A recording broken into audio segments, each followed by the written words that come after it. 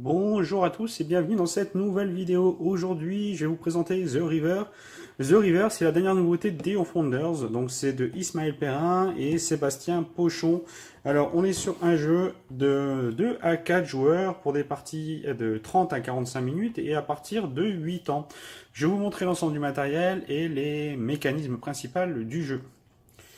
Voilà ce qu'on va retrouver donc du coup sur la mise en place. On va retrouver du coup un plateau allongé. On va retrouver un certain nombre de tuiles ici. Donc là j'ai fait la mise en place parce que le plateau est recto verso. Ici c'est le plateau 3-4 joueurs. Et en fait quand on le met de l'autre côté, on a une configuration pour y jouer à 2 joueurs. Pour la mise en place aussi, ça vous donne aussi les ressources que vous devez mettre sur chaque emplacement. Donc là c'est 4 joueurs, donc il y aura la totalité. Si on avait joué à 3 joueurs, on n'en aurait mis que 10. Donc voilà pour l'ensemble des emplacements.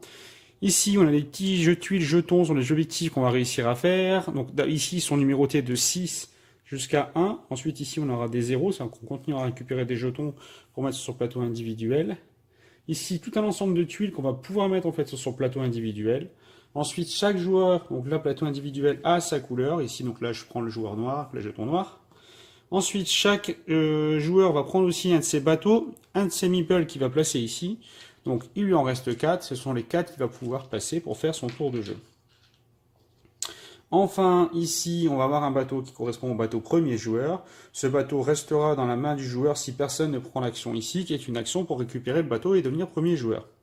Donc les ressources dans le jeu, on va avoir ici donc, de la brique ou de l'argile, du bois, de la pierre, et ici de la nourriture qui vont être en fait des jokers pour les ressources. Enfin, ici, on va y trouver des objectifs. C'est ces objectifs que nous allons essayer de faire, qui vont nous permettre à la fois de gagner et des points de victoire, et qui vont aussi annoncer la façon de pouvoir annoncer la fin de partie. Pour terminer la mise en place, on va déterminer un premier joueur, et ensuite donc le dernier joueur dans l'ordre du tour va choisir l'une des tuiles disponibles. Là j'ai fait une mise en place, on est 4 joueurs, donc je mets 5 tuiles. Le dernier joueur va choisir sa première tuile qui viendra placer ici sur son plateau.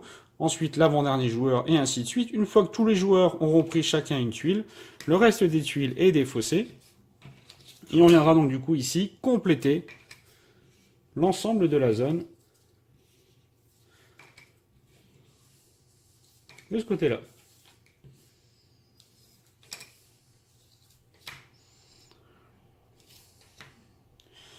Maintenant le principe, donc on est sur un jeu pause d'ouvrier, on est sur du familial plus, moins, enfin voilà, c'est du jeu pour jouer en famille, vous commencez un petit peu à jouer, vous voulez commencer à expliquer un petit peu le jeu de placement d'ouvriers, pour à des enfants et autres à les faire jouer, ou des joueurs vraiment qui veulent se lancer dans le jeu de société, c'est peut-être une bonne alternative, puisque les mécaniques sont assez simples, le jeu est assez simple, par contre par rapport à ce que Day of Wonders a déjà fait, on est bien sûr sur du plus léger.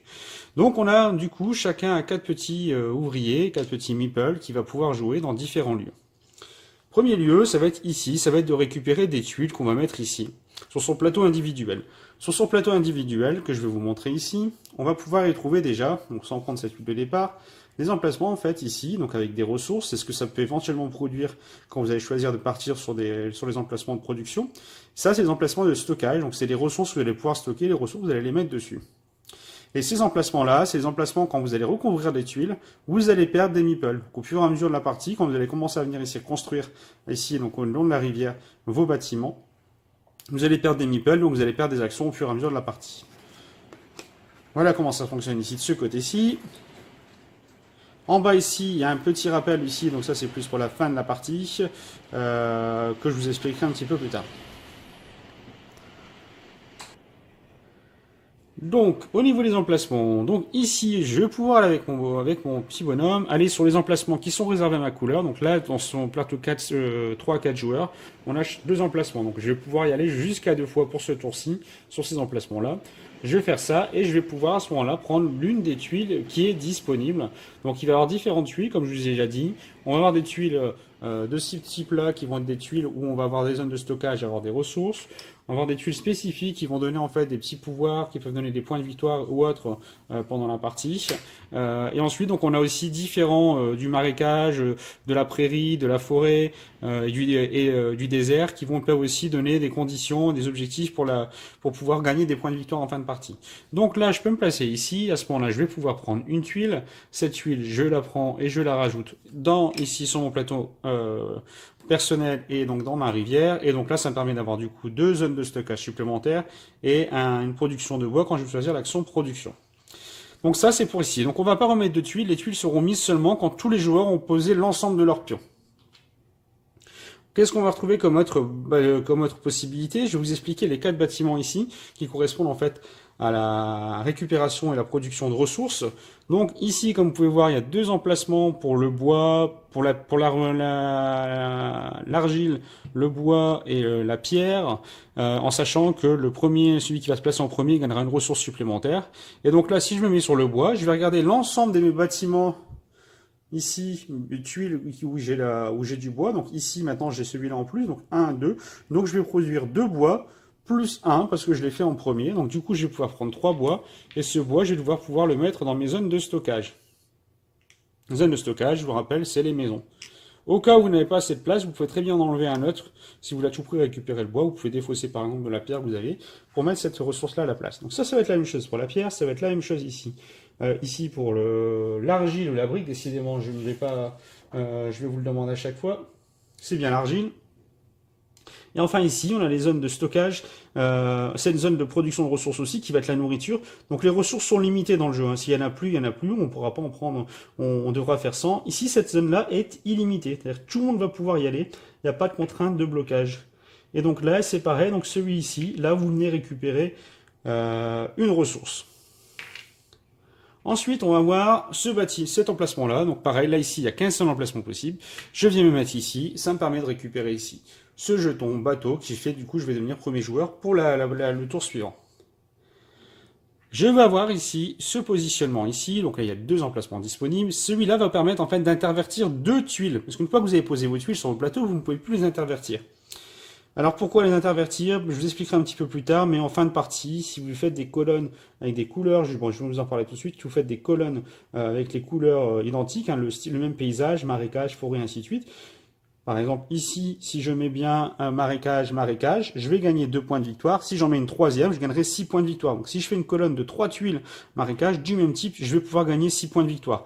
Donc ça peut être intéressant à un moment ou à un autre d'essayer d'intervertir ces tuiles pour essayer de créer des colonnes et gagner des points de victoire. On va avoir un autre emplacement qui va être ici. L'emplacement ici, ça va permettre en fait de faire des objectifs. Pour cela, je vais d'abord vous parler du dernier emplacement qui est là-bas sur le côté. Sur cet emplacement-là, vous pouvez voir aussi, il y a 2 emplacements disponibles. Ça va permettre de faire quoi? Ça va vous permettre tout simplement de réserver un des objectifs qui est là, face visible. Vous allez pouvoir le prendre dans votre main. Donc là, ça vous permet en fait du coup justement de réserver en disant bah, celui-là, je vais à tout prix le prendre, je ne vais pas le laisser à un autre joueur parce que je vais produire beaucoup de bois, donc je vais me le prendre et du coup je récupère et je le garde dans ma main. Seule petite précision, vous ne pouvez pas avoir plus de 2 cartes dans votre main. Donc si vous en avez déjà 2, vous ne pourrez pas faire donc cette action. Et donc la dernière action, ça va être l'action ici, ça va être de construire un bâtiment. Pour construire un bâtiment, c'est simple, vous allez avoir 2 choix. Soit vous allez construire un bâtiment visible, qui est ici. Donc du coup, vous allez dépenser les ressources qui sont demandées, vous les rendez à la réserve, vous construisez votre bâtiment, que vous allez mettre face cachée, ici en dessous, et vous prenez le premier jeton disponible. Donc là, ici, pareil, donc là, ça serait 6, que je vais pouvoir mettre ici face cachée. Donc là, ça me fait 6 points de victoire, plus, par exemple, j'ai fait celui-ci, 5 points de victoire, donc tout est gardé face cachée. Et je viens placer mon jeton ici. Deuxième possibilité que je pouvais faire, c'est de faire un bâtiment que j'avais du coup réservé. À ce moment-là, je dépense ces ressources-là, et quand on a réservé un bâtiment, hop, c'est un peu caché ici par les jetons, mais on paye une ressource de moins.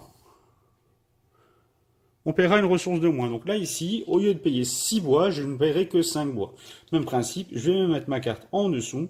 Donc là, c'est soit l'un, soit l'autre. Hein. Je vais mettre ma carte en dessous, je dépense mes 5 bois, je fais l'objectif, je prends le 5. Dans le cadre, ça serait un autre tour dans un tour prochain.